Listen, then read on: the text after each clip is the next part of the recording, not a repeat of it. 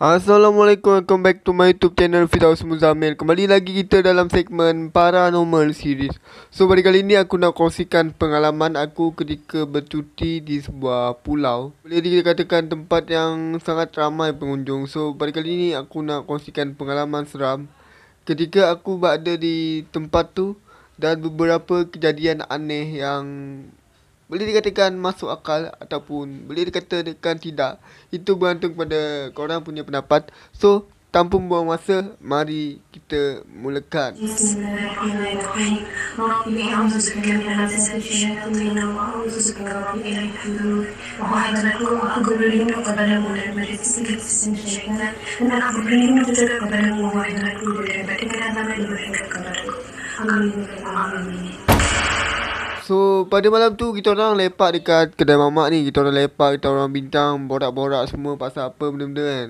Dan aku pun buka lah cerita pengalaman aku sebagai apa orang kata hijab terbuka boleh nampak benda-benda mistik ni. So, kawan aku pun decide lah pergi ke tempat tu. Jadi pada selepas dia settle semua kita orang bincang tu, pada keesokannya kita orang pun plan lah nak bergerak. So pada jam pukul 7 pagi kita orang pun bergerak daripada tempat orang tu sampai ke tempat yang dituju. Lebih kurang ambil masa dalam 12 setengah hari. Jadi memang lama. Sampai je dekat sana kita orang pun plan nak cari hotel untuk kita orang stay. Disebabkan kita orang ambil, tadi kita orang nak pergi dekat sana 3 hari. Sebabkan kita nak pergi ke tempat yang lain pula lepas tu. So kita orang pun decide untuk stay sana 3 hari saja. Lepas dia settle booking hotel tu, kita orang pun stay lah dekat situ. Dan malam tu kita orang tak pergi mana-mana. Kita orang tak sempat pun pergi dekat mana-mana tempat menarik ke. Kita orang just keluar makan je. Sebab malam tu memang totally penat. Penat gila time tu. So kita orang pun decide untuk pergi esok je lah. So pada malam tu kita orang pun tidur lah macam biasa kan. Keesokan harinya kita orang pun bergerak lah ke satu tempat ni, ke satu pantai ni. Tempat ni boleh dikatakan ramai juga orang datang. Ada kemah dan memang ramai lah tempat tu. So balik je daripada pantai tu, aku dan kawan-kawan aku ni berpecah tau. Sebab kita orang nak pergi ke kedai yang lain-lain. So aku dan dua orang kawan aku ni pergi, aku dan kawan aku. So kita orang berdua je lah, aku dan kawan aku seorang tu. So kita orang pun plan lah pergi nak cari baju di sebuah kedai yang berdekatan dekat kawasan tu lah. Kita orang pun jalan lah, kita orang pun jalan apa semua kan. Sampai dia dekat situ, aku tertarik dekat satu kedai ni kan. Kedai ni boleh dikatakan kedai yang sangat antik, di mana dia menjual barang-barangan yang antik dan old school lah. Barang yang sangat-sangat lama kan. Kalau kau tengok benda kat dalam tu, kau memang akan teruja kan. So aku pun masuklah dalam kedai tu, tak fikir apa-apa pun kan pasal benda tu. Carilah baju yang aku nak tu. Aku cari baju dan aku cari. Adalah satu baju ni yang aku berkenan sangat. Aku pun tanya lah kepada seller tu kan, yang berjaga kedai tu. Aku tanya, ada so aku tanya dekat dia, boleh tak saya nak try baju ni? So aku pun try lah baju tu. Aku pergi dekat cermin dan aku baru perasan dekat situ butang baju tak cukup. So aku pun tanyalah dekat seller tu, ada colour lain tak? Ada yang jenis lain tak? Ada baju lain tak? Yang sama macam tu tapi baju yang lain. So seller tu pun kata, itu benda tu je yang tinggal sebab tak ada baju lain. Aku pun kata, tak apa lah.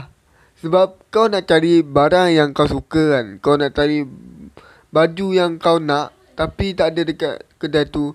So kau pun ada hak lah nak pergi ke tempat lain kan, nak cari baju yang kau nak tu.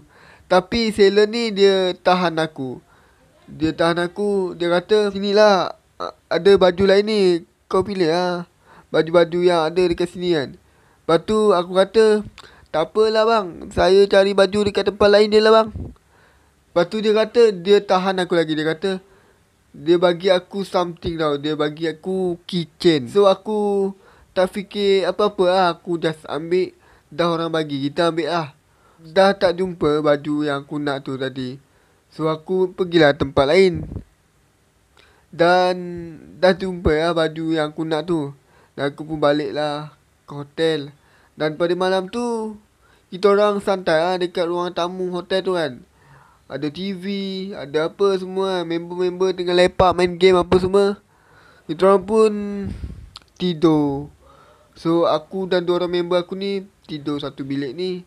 Kita orang sewa satu rumah, satu bilik tu. Bukan rumah, boleh dikatakan hotel tu besar, kita orang sewa dekat situ. So aku dan dia tidur dekat satu katil dekat sebelah tu. Dan ada beberapa bilik yang lain dekat situ lah. So masa aku nak tidur tu, aku letaklah kitchen tu letak dekat atas meja yang tempat letak remote tu kan, aku letak dekat situ. Dan aku pun tidur lah sebab aku tadi baru lepas mandi. Aku selongkar beg aku nak cari barang. Aku letaklah benda tu dekat situ. Jadi masa aku nak tidur tu, aku teringat yang aku ada benda something tu tadi, yang aku nak kitchen tu lah. Aku cakap dekat member aku, bro, tolong ambil kitchen dekat atas meja tu jap. Aku kata macam tu kan. Dia kata, mana ada kitchen? Terkejut lah, mana benda tu pergi kan. Tapi aku tak fikir negatif lah. Aku fikir, oh mungkin aku salah letak ke apa kan. So aku pun tak kisah, tutup lampu dan tidur seperti biasa. Pada keesokan harinya aku bangun dan aku nampak kitchen tu ada dekat atas meja. So aku bangun pagi tu memang terkejut gila. Ada pula. Kenapa dia kata tak ada semalam Ke dia terlepas pandang apa semua kan. So aku pun tak kisah. Aku pergilah bilik mandi sebab nak mandi kan. Aku biar je lah kitchen tu dekat situ. Tak ambil kisah kan. So aku pergi mandi. Dan lepas je aku settle mandi tu, aku nak cari balik kitchen tu. Aku tengok-tengok dah tak ada. Memang seram gila kan. So kita orang pun keluar lah. Aku tak kisah sangat pasal kitchen tu tadi. So kita orang pun keluar lah, pergi ke tempat hiking, tempat yang boleh ambil gambar yang cantik-cantik apa semua kan. So sebelum kita orang nak balik tu, aku tergerak hati tau nak pergi balik kedai tu. Dan aku pergi ke kedai tu, aku nampak kedai tu tutup. Dan orang yang bagi aku kitchen tu, dia seolah-olah macam takut tau. Dia seolah-olah macam takut. Bila aku pergi dekat kedai tu, dia macam menjauh dia. Berundur macam dia takut tau. So aku takkanlah nak panggil lah, macam beria sangat. Dah tahu kedai tu tutup, takkan nak tanya balik. So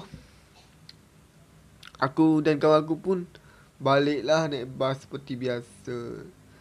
So sampai di perhentian bas, aku dan kawan-kawan aku berpecah lah sebab kita orang pun tempat rumah kita orang berlainan. Dia ada tempat dia kan, tempat kita orang lain-lain. So aku decide untuk balik naik bas seorang diri ke rumah.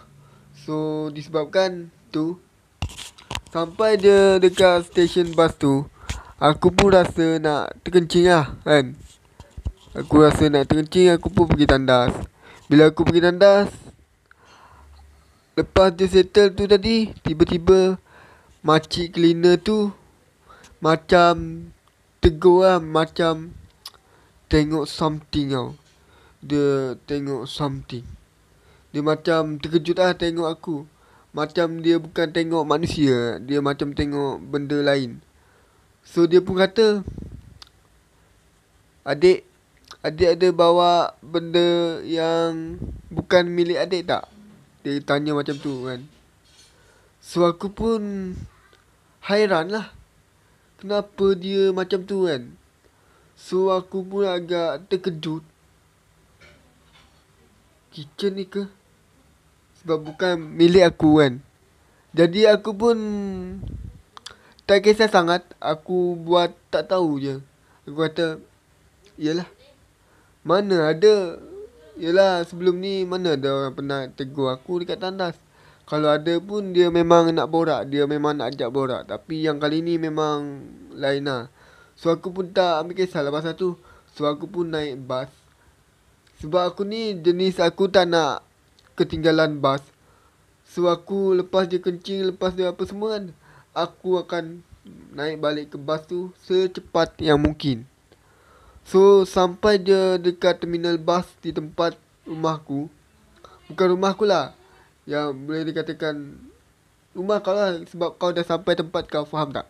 So sampai dia dekat terminal tu, ada pakcik taksi ni, dia senyum-senyum dekat aku tau. Dia senyum-senyum. Dia kata, macam cuti, ada best kah? Dia kata macam tu kan. So aku pun katalah, biasa je pakcik, tak ada apa yang best pun kan. Aku kata macam tu. So dia pun kata, aku pun balik ke rumah. Bila aku balik ke rumah, malam tu aku mimpi ada satu lembaga ni datang dalam mimpi aku, dan juga seller kedai antik yang aku pergi tu tadi. So aku mimpi dia kerap tau, bermalam, 2 malam 3 malam macam tu. Aku mimpi yang sama. So pada hari seterusnya, aku pergi dekat dapur lah. Aku nak minum. Pagi tu aku nak sarapan pagi. Aku nampak dekat tingkap aku benda yang dalam mimpi tu. Aku nampak dia lalu betul depan mata aku. So aku memang dah